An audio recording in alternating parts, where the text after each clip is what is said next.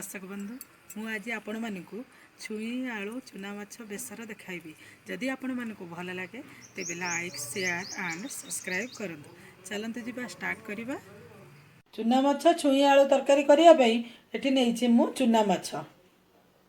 चुना माछ तरकारी करिया पई एठी नेइछि छुई आलू सारू तेल लंका गुंड लूण हलदी करी मसला टमाटो मसला रे बाटिची एटी बेसर पियाज रसुण जीरा सोरिष। प्रथमे चुना माछरे हलदी पकेइबा लूण पकेइबा आकु एबे गोळेई दबा।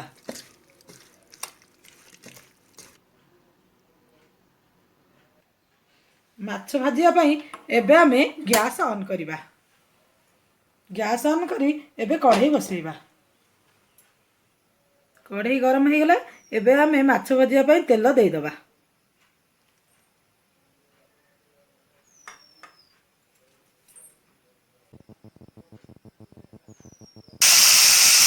एबे माछ भाजी दबा।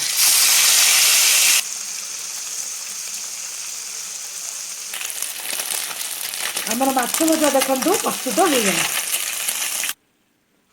ए देखंतु सब जांग माछ भजा प्रस्तुत हो गला। से कढ़ई रे आमे किछि तेल नबा। तेल गरम हो गला एबे आमे सुखिला लंका पकाइबा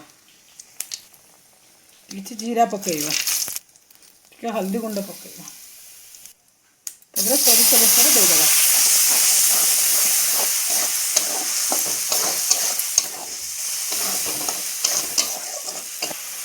किछि लंका गुंड दे देबा।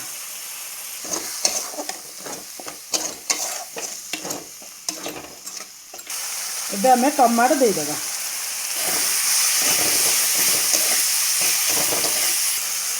एटी बेसर कषि हो गलानी एबे आमे छुई आलू सारू दे देबा।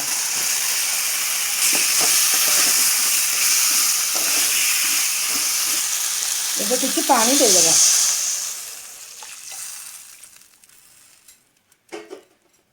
एबे स्वाद अनुसार लूण दे देबा। एबे फिश मसाला दे देबा। एबे आकु कवर देई 15 मिनिट छाड़ देबा। 15 मिनिट हो गला एबे आमे कवर काढिबा। देखंतु आलू छुई सारू सिझी गला एबे आमे चुना माछ पकई दबा। चुना माछ पड़ी गला आकु एबे कवर देई 5 मिनिट छाड़ देबा।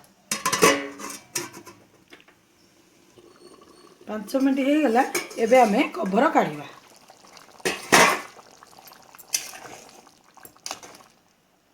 एबे आमे गैस बंद कर देबा।